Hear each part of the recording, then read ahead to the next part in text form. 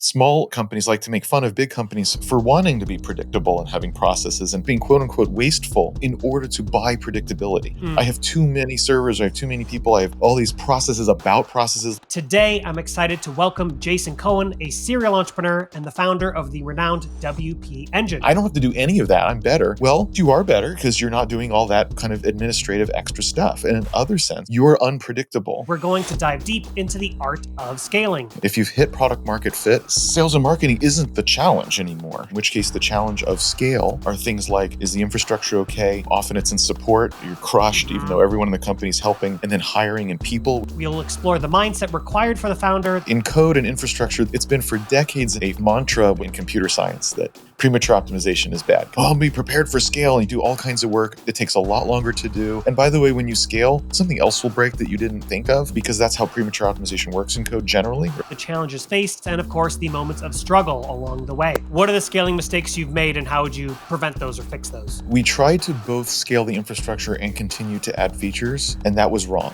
If you're going to double this number of support tickets in the next 6 months, either you have to prioritize reducing tickets in the software, or you have to hire people at a certain rate. You have to start hiring right this second, and a lot.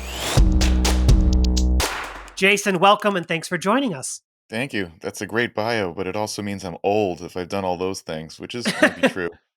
But maybe we can convert some of that into something useful. Yes. It's wisdom. It's accumulated wisdom. You're like a level 38 fighter or something. Yeah. It might be. Good. We'll see. All right. Well, let's try that. Let's jump into it. So a lot of the people that I've talked with on the show and at events, a lot of their businesses start with like a personal problem. Hey, I was trying to connect software X to software Y. I couldn't do it. So I built an integration, or I customized the code so do this thing, or it's like a hobby project. How do you take something that you built for your own purposes and decide even if it's worth scaling and how to scale that and make it a bigger business? Yeah, I mean, this is how I think a lot of companies start. I had the problem, so I built it, with the assumption being other people have the problem and they'll pay me for it, which is almost never true. Now, on the one hand, that's a good place to begin because it is a problem and you had it and you maybe have even some emotional attachment to it or some excitement about it. You certainly have some experience solving it now that you've done it. So that's a good kernel. That's a good spark. But there's so many other hurdles that you have to go through in order for it to be a business, meaning something that makes money, and not even. I mean, yes, definitely, even at scale, then it's then there's even more hurdles because of the numbers that have to be involved.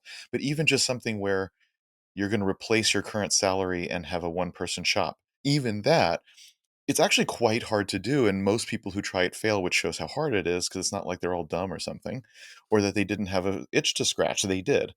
And so there's these hurdles such as, are there enough other people who do have the problem? And even for a small company, that number has to be a lot because you have to get in front of them, and most of them will never click any link that you have, and most of those will bounce off the homepage, and most of those, and so on. And so you actually need quite a lot at the top of the funnel. In other words, a lot of people who have the problem, even just to get, let's say, 100 customers or over time 1,000 customers. Um, so is there enough people to have the problem, and then do they know that they have the problem? Because they have it and they don't know or don't care, they're not searching and they're not buying. Do they have a budget for it? That's a big question. Maybe a free tool, yes, and with a and if it costs money, then no. You often see 100 to 1 or 1,000 to 1 drop off between free and money. So again, yeah, there's a big issue there. Is it one of their top priorities that they're trying to solve? So in other words, here's this problem a marketing department would have. Right, but if it's their 7th priority, they're not buying that and they're not working on that. They're working on whatever the top 1 to 3 are. So it also has to be something important enough. And then why you and not a competitor? And I like going into markets where there's lots of competition because it proves the market exists.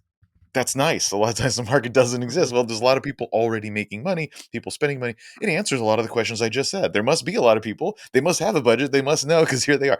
So one nice thing about a big market is the answers to a lot of those questions is yes. Yes, great.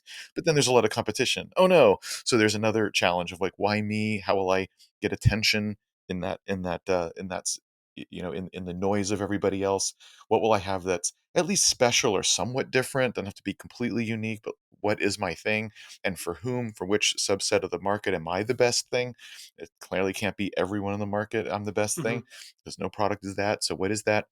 So again, all this stuff super important for whether the thing is a business and will make money and can Mm, operate in a market that is valid. And none of that is proven by the fact that you had a problem and you solved it. So again, good spark, good idea, a place to begin, but all that other stuff that you have to validate and figure out and sort of iterate for, and you may never find it. That's what's necessary to build a company. mm. I'm always inspired when I go to a tech conference, and sometimes I'm so inspired that I will, on the airplane back from the tech conference, I will write a little bit of code. I'll work on a thing that's just like exciting to me. Is there, is there still a case for like just build it and launch it and see what happens, or versus like thinking about the market and how big is the market? Do people really how where is this problem on their list of priorities? Are there some businesses where you'd say just build it, and then if it doesn't market, then you have your answer? And are there some businesses where it's like just do 2 months of research to figure out X, Y, and Z before going forward? No, Is don't do there too much of research because you don't have any data and you can't do the research. I'm saying do an afternoon of research. okay, And if you okay, an won't do afternoon. that, then that's just silly. That's just you not wanting to know the truth. Um, if you want to know all those numbers I just said, you only need to know it to a power of 10. Okay, like You don't need estimate to it. get and you won't know because the data doesn't exist typically. So if you can't powers of 10 to get it to the nearest power of 10 is actually almost always easy. Mm, So like how much will they pay per month for this? I don't know. Right, but like $10, $100, $1,000, which one? right. That's usually pretty easy. Like, oh, well, if I'm targeting a small business that has a reasonable need, then more like 10 to 100 and not 1,000. Okay. So call it 50 and move on with the analysis. And you can do that for all these steps that we were just talking about. Um, there's 5 billion people on the planet. So if every single person could be a user, which is not true of anything except for, Netflix or something like that, Hmm. then then there's a billion people that can use it. But it's probably less if it's businesses. You probably know how many businesses are in your vertical to within a power of 10. Like I Hmm. sell to dentist offices in Mm, America. Okay, mm, well, there's not 1,000 of them and there's not a million of them. There's probably 100,000 of them. I just know that already. I didn't even look anything up. But if you looked up any statistics whatsoever, even roughly, you would at least find out roughly what the power of 10 is. So this is what I mean. You can do that.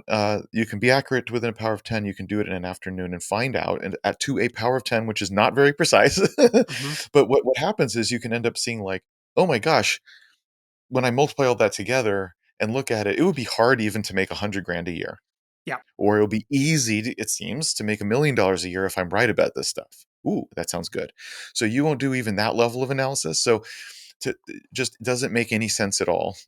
Is something that you can do. Should you build it and launch it? Well, you said build it in a month. If you can build it in a month and have a real product that people would pay for, that does sound pretty good. I still Mm, think you want to do that for take an afternoon to make sure it's hmm. viable or plausible, you might say. Not viable, but plausible. But then, yeah, I would build it in a month. That's not what people normally do, though. And often, what you build in a month is not that useful, or it's Hmm. horrible, it has too many bugs. So either you can build that fast, in which case do it, or it'll take 6 months before it's reasonable and you feel good charging for it, in which case that's too long to just sit there and build and never talk to anybody. So then, yeah, you got to call potential customers and ask them about it.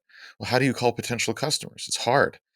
It's hard to get people on the phone. It's hard to get their attention. Yeah, I know, but once you have the product, it's also hard to get. It's equally hard to get them to look at it. Mm, So you have to solve that problem regardless. You might as well solve it first mm, and then actually talk to people and validate some or invalidate some of your hypotheses about what their life is like, what their workflows are like, what they think is important, what language they use. And by the way, what websites do they go to? Who do they trust for this kind of stuff? What do they compare it with? Like there's all kinds of things you can find out before you write any code that either gives you more confidence or less confidence in your idea, and also tunes all those various parameters so that when you are ready to go out with a real product, like you're way better on the right track. yeah. Um, and if you can't get people to talk to you at all, again, I would question whether what you have is actually something people want or are interested in, and then you learn that. Um, the final thing is you said build in a bunch and launch. I'm a big anti-proponent of launching. Okay. I think it's fine. Like you want to do product hunt and do it, that's fine. And of course, you see the people who get to number one or even two on a given day, and it's pretty cool. So you're like, I want that. And of Hmm. course, that's not what's going to happen to you. Hmm. 98% of the time, that's not what happens. So you spend all this effort on launch and you're worried about it and you have things and you launch and like 4 people vote for it on Product Hunt and the launch is not helpful. And you spend a Mhm. lot of time and energy and now you're sad for no reason, Mhm. for no constructive purpose. And anyway, even if the launch is pretty good and let's say you get 10 customers, 20 customers, where that is nice. I mean, that I'll take that, that's good. For the next 3 years, you're going to have to get customers in some other way than Product Hunt. Right. So get to it already. Why don't you start on that part where it's reviews or it's guest things or it's advertisement or it's whatever the hell it is? Why don't you get on that since that's what you're going to have to do for years to build a sustainable company? Again, even if the goal is it's just going to be me and that's that, Yeah. great. You still need to do that. So get on with it, Yeah. and as opposed to screwing around with the launch. So, um, There's actually of trends. course, you've seen really successful launches, and really, if there's reason to believe the launch is going to be amazing, then I guess that's an exception. But geez, that's almost none of us. My personal belief is customer acquisition is typically the hardest part of business. Is that probably the biggest stumbling block you see with people scaling their businesses is customer acquisition and keeping customer acquisition costs low? Well, getting started, it definitely is for the reason you gave at the very beginning, because everyone makes a product and then can't sell it. So obviously, Mhm. the marketing and sales is the hard part and the thing that stops most of the companies from succeeding. So it is. Does it stop you from scaling is kind of a funny question. Mm. If you're already scaling, if you've hit product market fit and whoa, all of a sudden like you're going down the roller coaster and it's going and you almost don't even know why it's happening and that just keeping up with the orders is all you can do, which is what product market fit looks like and feels like. If that's what's happening, in a sense, m- uh, sales and marketing isn't the challenge anymore. Mm. Like, you may be growing faster than you know what to do with already, in which case the challenge of scale are things like, is the infrastructure okay? Okay, yes, marketing sales, but more of the scaling part, like how do I add sales or how do I manage these marketing campaigns that are getting big? Often it's in support. You're crushed, even though Mhm. everyone in the company is helping, you're crushed. And so what do you do about that? And then hiring and people, which is the really hard part of scale and not something you can just snap your fingers and solve.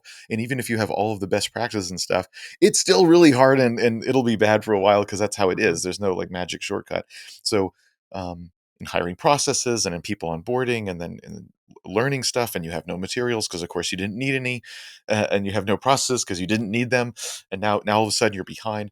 So that's hard to scale. So sales and marketing, once you hit product market fit and you're starting to scale, may not be the problem. Now, after you get past this initial hump of right after product market fit, where that happens, let's say you're a year or two on, you've started to get those things in place so that just hiring people, just these basics of scale, they're not necessarily completely solved, but like they're sort of part of how you operate now. Mm. um, then sales and marketing can in fact come back and be a challenge because probably you've exhausted those initial channels. I don't want to say Right. they were easy. That's kind of the wrong word. But let's say now they're run of the mill for you, et cetera. But you're doing everything you can. If it's AdWords, you're in all the keywords, you're optimized, Mm. you have good ads. Sure, you're going to continue to optimize and A/B tests and like find another keyword. Like it's not that you're going to stop and maybe you can continue to improve a little, but it's not like you're going to 2x it or certainly not Right. 10x it, but probably not even 2x it from here because you're sort of plumbing it already. And so, and if you do it, if you are able to 2x, that's because you put a whole lot of effort or expertise or something into it, because it's not obvious how to do that there. And then more likely there might be more channels you need to add or something else that needs to happen, and that's hard and risky because it's not obvious. It's not true that all channels will work at all. It's Mhm. certainly not true that all channels will be equally cost effective, and that's something you'll be figuring out and tuning. Um, and so, and just what are they, and what makes sense for you and your customers? What if you sort of run out of the good channels, and then what? Yeah. Um, so so once your scaling pace is established with the channels you have, and you're breathing a sigh of relief that now you're kind of in the middle of this scaling thing, yeah, then it can come back Mm. as like, oh, okay, I need to go from one channel that works to multiple. Oh, that's actually a new and different and hard challenge. It's not obvious what's going to work. You could maybe say the same thing with the software. Okay, now that we're past the infrastructure part and et cetera, what features do we add? I used to have a very focused small persona, but now at this size, I can think about multiple personas or expanding that, going to something adjacent, and maybe I even need to in order to continue Hmm. growing or keeping up an accelerated pace of growth. If that's your goal, it may not be, by the way. It could be that you want to get to some level of scale and say, that's fine. I don't want to expand. I want to be profitable as possible rather than growing as fast as Hmm. possible. So it Hmm. also depends on your goals, what you're Yeah. trying to do here, just to be clear. But if your goal is to continue growing and scaling, okay, then there's new challenges that appear. Yeah.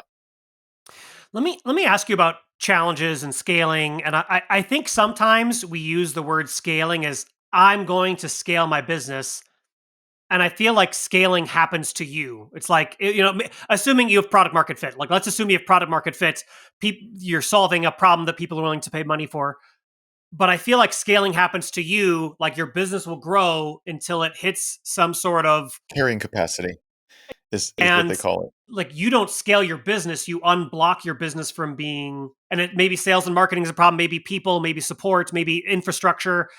I guess sometimes I think the way people talk about scaling is it's an active thing you do, and it feels like it's actually paying attention to where your business is getting stuck, the biggest roadblock for your business, and then removing that roadblock. Is that the right mindset? Well, it is at the very beginning of scale. When you turn that Okay. corner where you hit product market fit and it goes from every customer is a hard Scrabble and everything's really hard and nothing's really working to like, oh my gosh, now it's working. At that moment, yeah, you're in your own way. Agreed. Now, again, then you get to a point, and when, oh, it just depends on the business, depends on all kinds of things, right? But you get to a point where, um, okay, you've unblocked that, and now that is at its limit of what it does. And if you want to continue scaling, you do have to do it.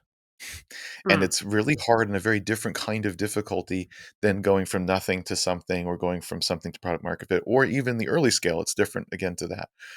Again, I think that your goals matter. If you're like, I want a company I love that is not too big, where it's profitable rather than maximizing revenue. I want to maximize profit in absolute dollars. Then you may not want to take that next scaling journey. mm, You might want to say, no, this is good. Let's optimize this mm, and let's write it out as long as it goes, which can be fantastic, of course. On the other hand, if the goal is to maximize revenue, then you can't sit back and you absolutely hit a carrying capacity limit, a kind of an S curve thing where it levels off. mhm, One reason is what we said: the marketing channels saturate whatever you're in. That probably happens pretty fast. Actually, it's just that it's adding enough in absolute numbers that you're fine. But then mm. you get to a scale where those very same absolute numbers are now not that big, right? And so like nothing's changed with the marketing channel, perhaps, but at this size, that's just not that interesting and that effective anymore. So if your goal is to maximize revenue, then that's not enough. You have to somehow add more in absolute dollars per month there. The other thing that happens in a recurring revenue business is cancellations catch up with you, Okay. right? So early on, you don't have any customers, so cancellation, even if it's fairly high, may not affect your growth curve that much. But once you have some mass, whatever the cancellation is becomes large in absolute number.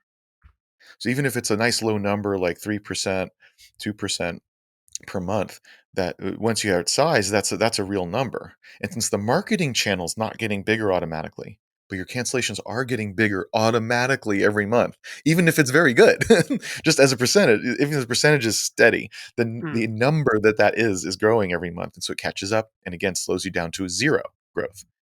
And so you can look at a lot of the companies that are successful, smaller companies that show their data. And I got a blog post where I show some of these graphs from these mhm, companies, but things like Buffer, for example, right? They grew and then leveled off and never grew again, ever, like for mm. years and years, ever, because cancellations caught up, and that was that. Marketing Wow. never got better, and but cancellations grew until growth was zero, and then it does stay there as a steady state. Same Wow. thing happened with SparkTuro. There's a lot of examples, but Huh. there's a couple companies like that where they publish their data, so it's especially easy to see it. Um, so this is a very real phenomenon. One answer to that is making cancellations less. A lot of these small companies, the cancellations are bad, like 5 or even 7% per month. That's just devastating. So one answer is go solve that, and then that will increase that limit. It doesn't solve it completely, but it raises it. Mhm. Plus, there's an even better reason to do that than financially, which is If people are canceling, it's because they don't want the product. Yeah. That's the reason you should solve it. Or at least they don't want it at that price or versus a competitor, et cetera, whatever. Your value proposition isn't working out. Um, at the worst case, you promised something in your marketing and sales, and the promise was great, so here they are, but then you didn't fulfill it, or it was fulfilled only temporarily, or again, there could be lots of reasons, but one way or another, they're like, no, even though I was here for the promise, I'm no longer here for it, and they leave. That's the reason. The financial thing is true, but it's like Mhm. it's not a side effect, but a knock-on effect, a post Yeah. effect. The real issue is the customer doesn't want the product anymore, and that Yeah. should make you feel bad regardless of the finances or your goals with the Yeah. company, because you should want people to want your product. Like that's kind of the idea, right? So that's why you need to hit on retention, really always, but especially if Mhm. as a higher priority if it's high, and that will also help with the growth. But there's always a carrying capacity somewhere, even with the best cancellation rate, Mhm. world class cancellation rate. And so again, you need the marketing channels. There's also new products, so there could be different tiers of the existing product that people could end up upgrading to, and that's growth. There's also new products. Sometimes in adjacent markets, or especially indie developers, like to have some of them like to have a portfolio of random products. These are other ways to to increase growth besides more marketing and sales. So there's different ways. I think you need to really be saturating your target market before you go off and make new products, but more like brand new products, but tiers and features within the current product, that's just logical. It'll Yeah. increase the average revenue of the new person who signs up, but also existing people might upgrade, and that all can combat the cancellation effect. I was hoping to find some subtle but important signals in this chat with Jason, but he made it clear that usually when you need to scale, it's glaringly obvious. And in his experience, there are two things that are highly likely to fail if you're in the process of scaling.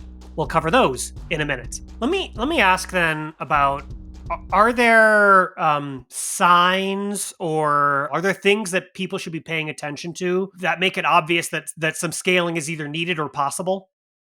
Again, you cannot miss it because you'll be crushed. Uh huh. When you turn the corner, you can't keep up with the support tickets. The infrastructure you're on is simply failing and so forth. Like the code's failing. Like there's just no doubt about it. Like you almost don't have a choice but to face it. Got it. That's how you know you have to invest in scaling, meaning processes and people, and maybe in terms of the code, certain kinds of quality and so forth. Let me great. That's a great answer. Let me ask a better question. What are things you can pay attention to before things start failing? Just because your CSAT drops doesn't mean you have to scale. Hmm. If your CSAT dropped because the volume of tickets is so high that you can't keep up with it, then that's a scale question. Although, even then, the question is, do you need to hire people, or does the software need to change so that, or the onboarding process, et cetera, so that it's not generating so many tickets, or it's and so on. Like you do need to diagnose what's happening and act accordingly. But scale may or may not be the reason for it. You Hmm. always have to go to the reason. Um, in terms of, I don't think you. I think it's premature optimization to do things before scale is there. Mm. Now, in code and infrastructure, there's a little bit of a balance and an art to this, because Hmm. you don't want to just do dumb things and then scale happens. You're like, oh, it broke. What a surprise.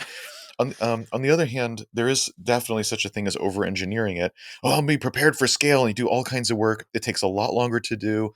And by the way, when you scale, something else will break that you didn't think of, because that's how premature optimization works in code generally, right? Like same thing with optimizing a function. You're like, oh, I'll rewrite this loop, but that's not the loop. Actually, it's this other thing. Hmm. It's very hard to know.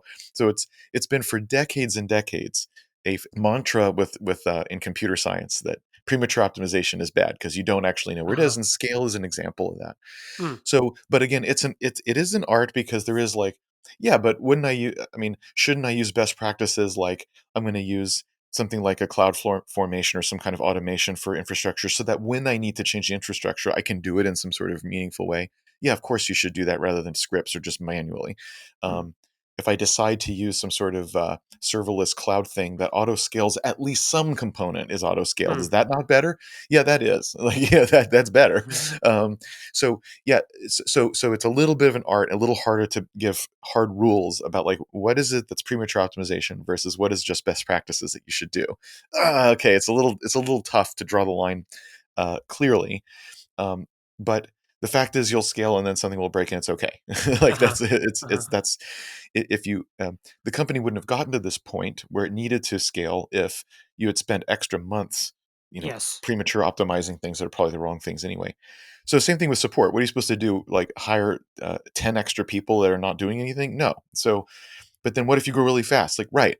So what this points out is this: once you're in the scaling zone, predictability starts to become important. And Mm. this is why. Because if you're going to double this number of support tickets in the next 6 months, and well, then something has to happen right now. Like either you have to prioritize reducing tickets in the software, or you have to hire people at a certain rate.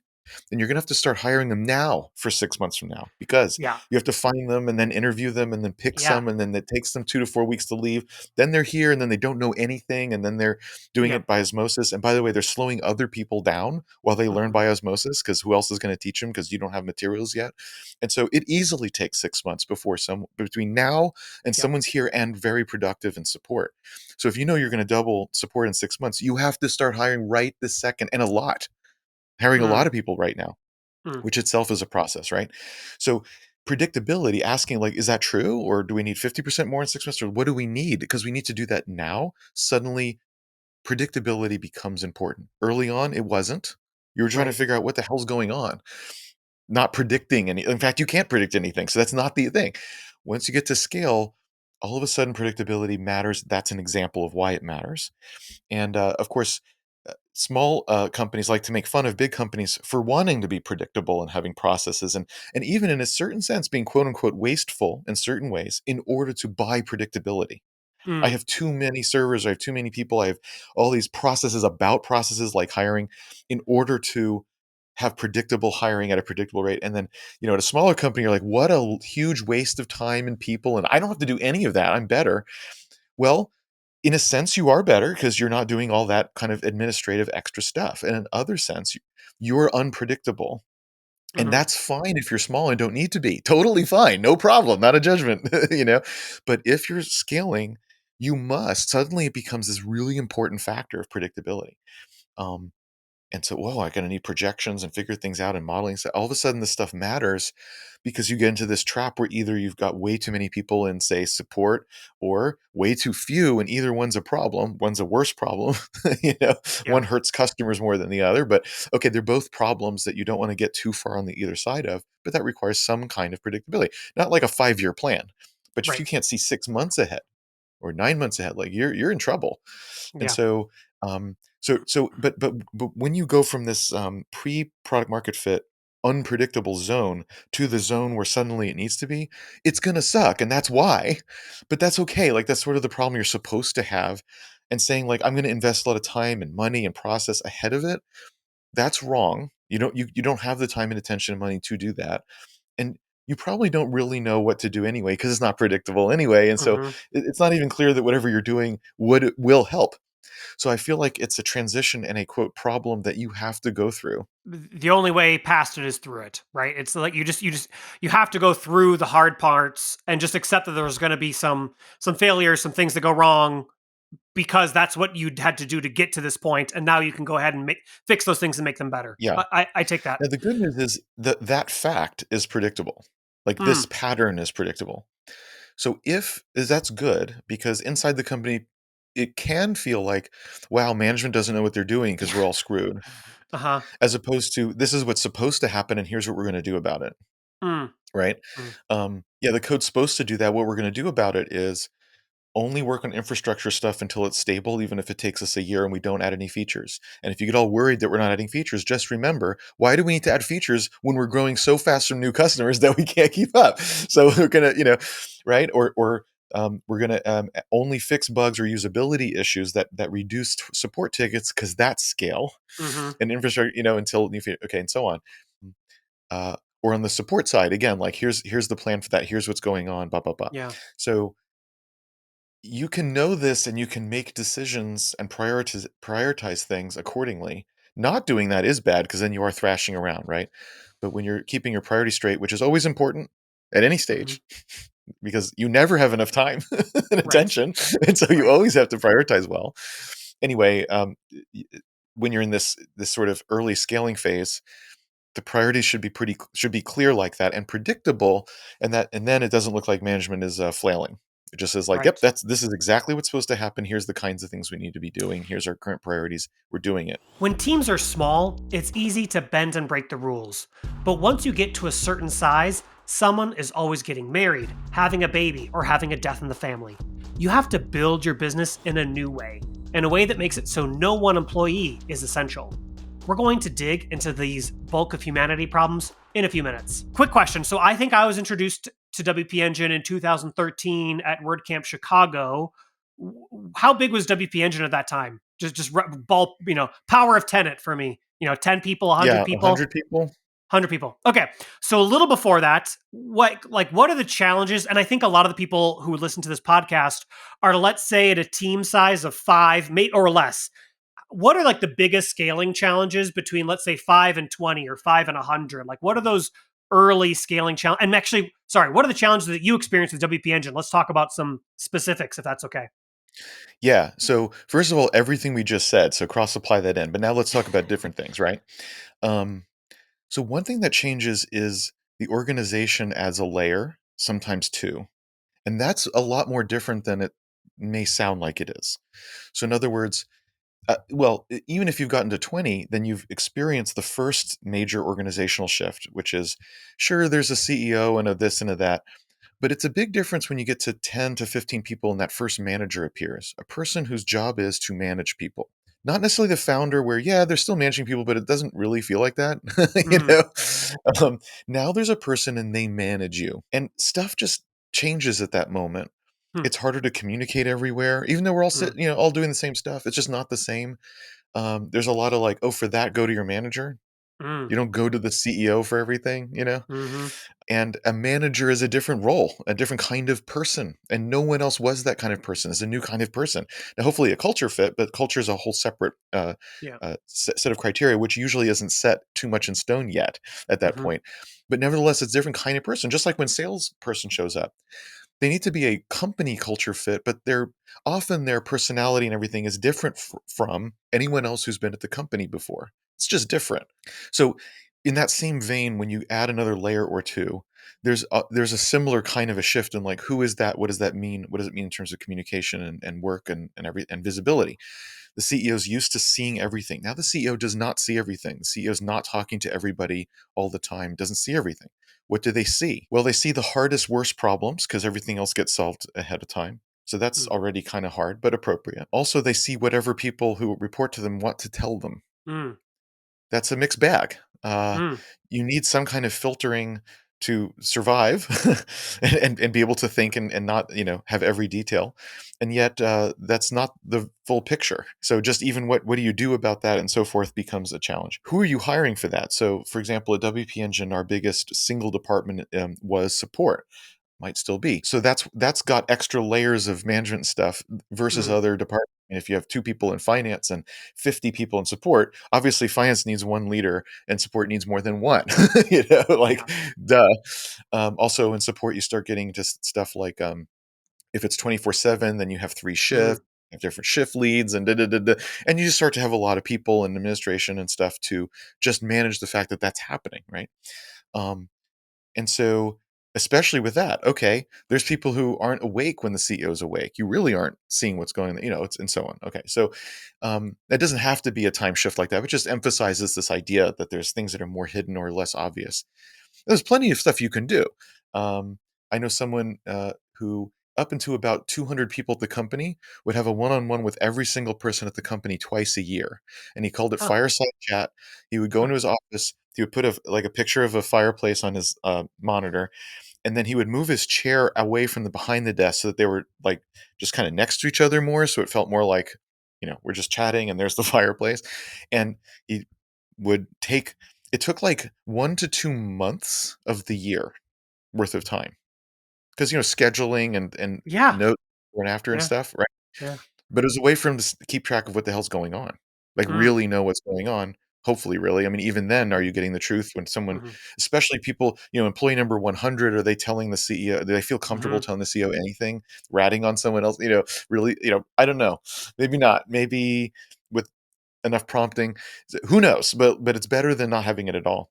Mm. Obviously, it doesn't scale forever, but you can, there's things to do. There's obviously all hands like once a week. You bring everyone together and talk about stuff, good and bad stuff. That's important. Um, there's surveys you can do. Of course, those can be stupid and value less, but they can also be deep and really good, especially if there's a lot of fill in the blank stuff. That can be good. Anonymous things can be good. Also, again, can have its own problems. So, all these, the whole, um, the blind man and the elephant, where there's like eight Yes. people, and one holds the tail and says it's a snake, and one's touching the leg and says it's a tree, and it's an elephant, and everyone has a piece of the picture. They're not wrong that they have a piece of the picture, but the elephant is some kind of synthesis of what they're seeing.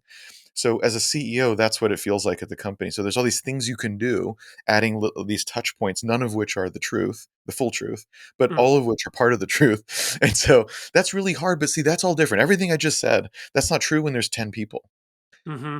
You still need to talk to people. There's still a little bit of that, right? But like nothing like when there's multiple layers of stuff, and like now, and trying to talk to everyone now becomes impossible or hard.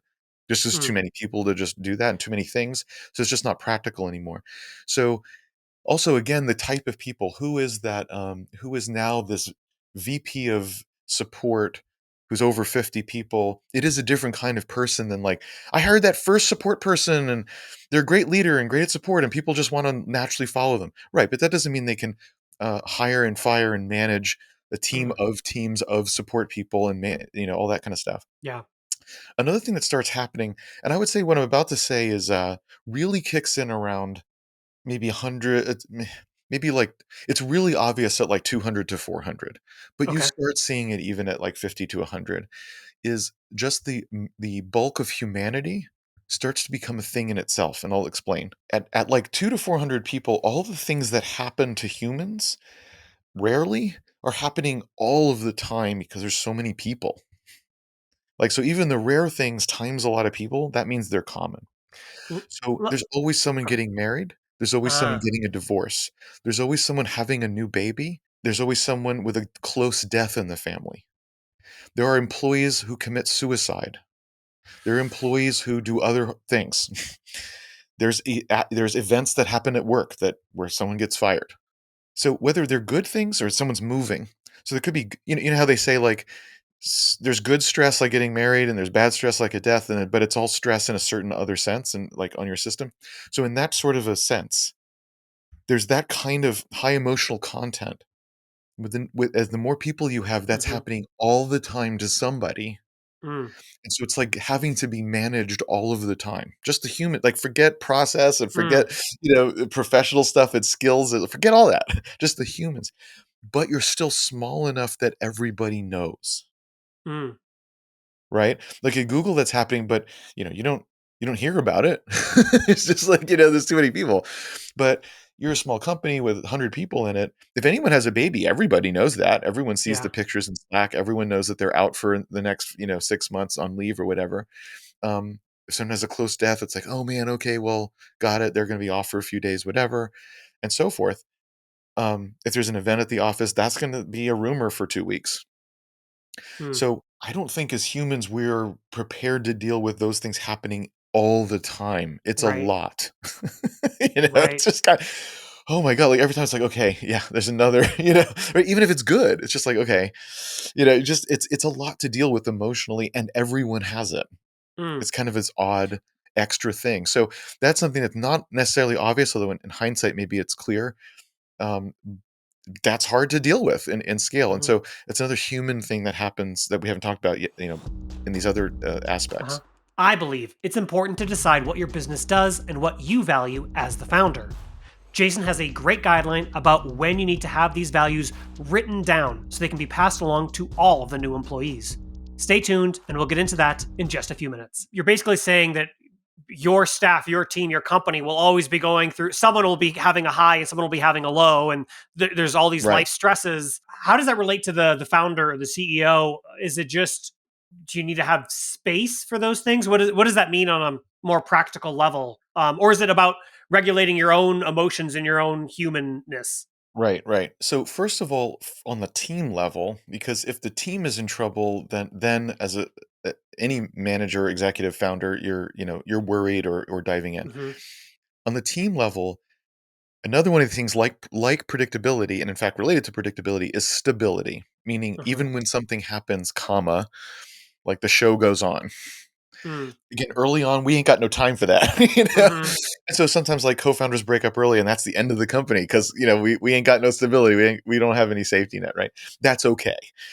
As you're scaling, this becomes one of the things that you have to address. It's not Mm. okay anymore when you have 100 people, that if one person leaves the company or has a thing or blah, blah, blah, whether it's good or bad, and then, like, some important part of the company ceases to work, that's just not okay anymore.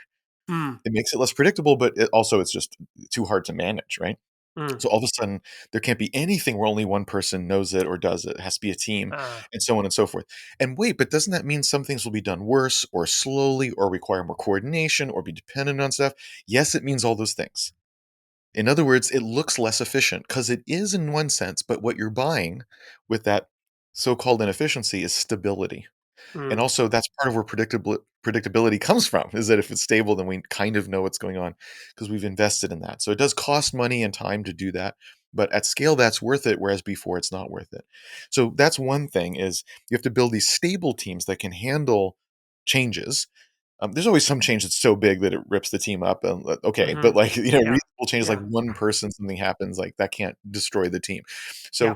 So, so you have to be working to that. If you have, then these things aren't quite as impactful, of course, and so that's part of how you manage it literally. Okay, so that's on the team level. As a founder, yeah, or really any executive, you can be the CEO and not a founder, and this is still true, or maybe the chief operating officer who has most of the company underneath them. You know, like any human being that has many human beings there, or again, in the case of a smaller company, that's kind of anyone in the company could feel this way. Hmm. Yeah, like, so managing that is a personal thing. I do think people are different this way, so it's hard to Hmm. give blanket advice. For some people, being more aloof helps. They're just like, well, I can't be personally Mm. engaged in all this stuff. Other people can be and can compartmentalize it. Some Mm. people can be, sort of by naming it, putting it in Hmm. a box, they can Hmm. sort of be aware and not let it affect them so much. Um, I think if you're really sort of naturally empathic and you feel all this all the time, that's going to be a problem. And you're Yeah. going to have some way that again will be personal in, like, how do I not throw away this great power, which is to care about others, feel what other people feel, understand them, because that's probably a great power that makes you very strong in certain ways. It's Hmm. probably great in terms of building teams, building a great culture, probably engendering loyalty, understanding customers, understanding employees. It's probably a great superpower in many ways, and you don't want to just, like, cut it out. On the other hand, if it's crushing you, just if normal life crushes you for it because there's so many people, that's obviously a hindrance that you need to deal with. That is true. Hopefully, also at scale, you've gotten managers and executives who can carry the burden as well. Hmm. It's a big difference with, like, there's this manager, but, like, every bad thing just flies up to me, as opposed Mm. to there's a manager and, like, something happens and they're like, "Just so you know, this person's going through a thing, we got it, don't worry about it. It's all just so you're aware." And maybe, like, if something happens with them or you see something, don't, like, maybe immediately respond or jump down their throat or what, just, because just knowing something's going on, like, maybe don't do that. But I Mm. got it. You don't have to do anything. I've got it. That should be what the conversation feels like, that they're surfacing it to you in the first place, so you Hmm. didn't have to find out some other way, and that they've got it. That maybe they give you some instruction about how to act, and you're like, "Okay." And that helps you be aloof and stay away from that while being aware, because Mm. being ignorant is not good. Hmm. But let someone else share the burden. That is another correct way, and that scales. That actually scales Yeah. to whatever, right? Awesome. I think what I want to ask you here is, I think, what are the biggest scaling mistakes you've made? That's like, what are the things that you would do different if you were starting a new venture today? What are the scaling mistakes you've made, and how would you prevent those or fix those? And so at WP Engine, when we hit our big growth spurt, which was in 2012, we did hire quickly and support, so that was good. But we tried to both scale the infrastructure and continue to add features, and that was wrong. We should have either done what I suggested in this call, which is to only think about scale both of service and of infrastructure, which means make this stuff solid and make changes that reduce support tickets in the first place. And we should have done that to the exclusion, really, of anything else. Not only to stay more ahead of it, because we stayed fairly ahead of it um, most of the time, but really because of the focus. Because really focusing the whole company only on the scale issue, that would have helped. And I think we would have gone further in certain ways, or certain projects would have continued rather than starting and stopping and that sort of thing. And that kind of focus would have been better. Maybe we would have hired differently. That's hard to say in retrospect. But if we knew that we were going to focus on this for a year or more, you might have hired people that were more specialized in that, or at least had Mm, let's say, a cultural attitude for it, right? mm. Um, and so forth. So I think we would have organized ourselves differently with that kind of focus, and that would have been better, rather than feeling like we have to do both, or raise more money and in fact do both, but only because you hired enough that you have the bandwidth. Mm. So, like, if you really can have dozens of people working on scale and a couple dozen people working on innovation, product innovation, then okay, Got it. right? If you really can have enough bandwidth for each thing, then that's fine. But if you don't, then don't try to do both. So either one of those, I think, would have been a better choice in retrospect. Sorry, how big is WP Engine these days? About 1,200 people. That's what I thought. Okay, so can you give us a highlight of like what is one scaling thing you've seen once you get to about 1,000 plus? Well, certainly people don't fit in a building, like any building. Mm. So even just getting together becomes sort of impossible, especially with things like 24/7 support and running the Yes. functions of the company. And that kind of fracturing is really hard. And you can have videos and you can do things and you can trade off, and we do, but it's different than being able to actually have everyone in the retreat. Like all seven of us Yeah. are doing the thing, like it's different. We're global. Of course, a lot of companies are global, even with three people, but that is hard, and I think people don't appreciate enough the time zone differences, and Mm. especially with distributed teams, there is a lot of advantages to being distributed, so I'm not against it. On the other hand, there's a certain social aspect and a human aspect that you absolutely lose, and even the people who are the most into distributed things like Automatic Mhm. and Buffer and these companies where, like, from the beginning, they were distributed in their bones, GitLab, GitHub, they insist that people get together periodically throughout the Yeah. year to renew those social bonds. So, like, I don't think it's controversial or even in question that while distributed work is good, it is not a substitute of being together, and you have to do that sometimes. And yet, I find a lot of companies don't. When Mm. they're small, they just don't bother. When they're larger, they don't spend the money or time and Mm. invest to do that 3, 4 times a year for a whole week. That ends up being a month. Like, a Yeah. month out of the year worth of time is just being together, not Yeah. even being effective, efficient. You will, like, Mhm. you'll work on some strategy thing or whatever is useful Mhm. to do when you're together, like, because obviously around a whiteboard is better for certain kinds of things. So you do those things, when you're together. But mostly it's the social stuff, and to allocate a twelfth of your entire work time Yeah. for that sounds like a lot. It's like, right. It's not that I mean, is it better than commuting every day, which also takes, like, hours out of a day? You could see it either way. You could say, "No, it's not, actually. We should take that penalty in drips every day and have that best experience together." Or you could say, "Yeah, it is better because every day is better. Like, if we're all together, that's more fun, and if we're not the rest of the days, if we're not commuting and so forth, that's better for our work and our life and so forth." You can say, "No, this is better." So that's fine. That's fine. Like, I'm all for it. But you better do it. And there's a lot of companies that don't get together or not often enough.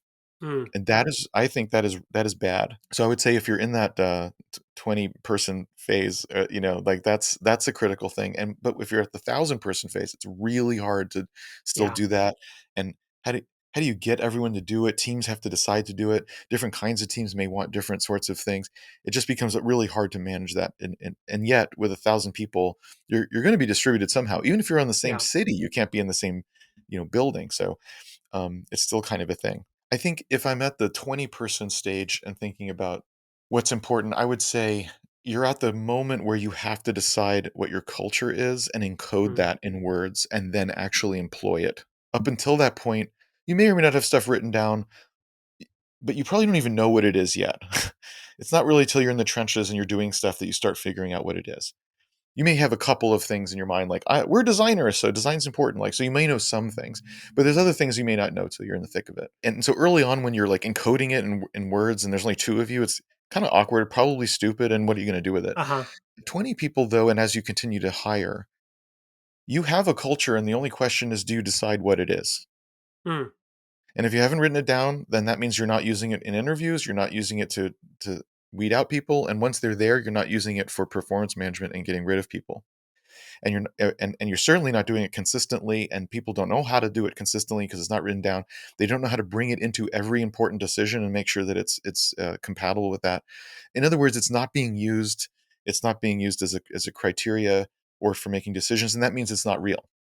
mm, And so with 20 people or more, there's no other way to get everyone to be aligned on something than to have it be crisp and written down and so forth. There's just no way it will be.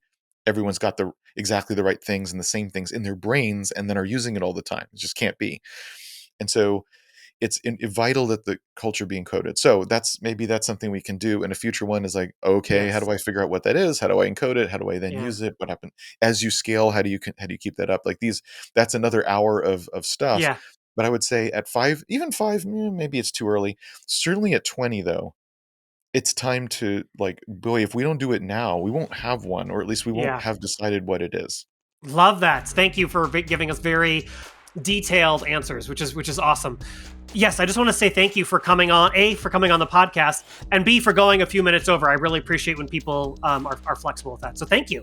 Thank you. It was good, great stuff. Cool. And listeners, thank you for listening to this podcast. We hope you found insights and experiences truly valuable. If you enjoyed this episode, we would greatly appreciate if you could take a moment to like and subscribe to the podcast. By doing so, you'll stay updated with the latest episodes where we bring you the insights, knowledge, and experiences of the leading entrepreneurial voices in the software product marketing world. Also, don't forget to visit our website, plugin.fm, and hit the subscribe button for early bird access. If you found this episode particularly inspiring, we encourage you to share it on all of your social media accounts. By spreading the word, you'll help fellow entrepreneurs on their journeys too. If you're facing challenges in growing your software revenue, we have a special opportunity for you. Reach out to contact@freemius.com to get free advice from Freemius' monetization experts. Once again, a big thank you to our wonderful guest, Jason Cohen, and all of our listeners. My name is Patrick Rolland. It has been a pleasure bringing you another episode of Plugin.fm. Stay tuned for more inspiring conversations and incredible stories from the world of software product marketing.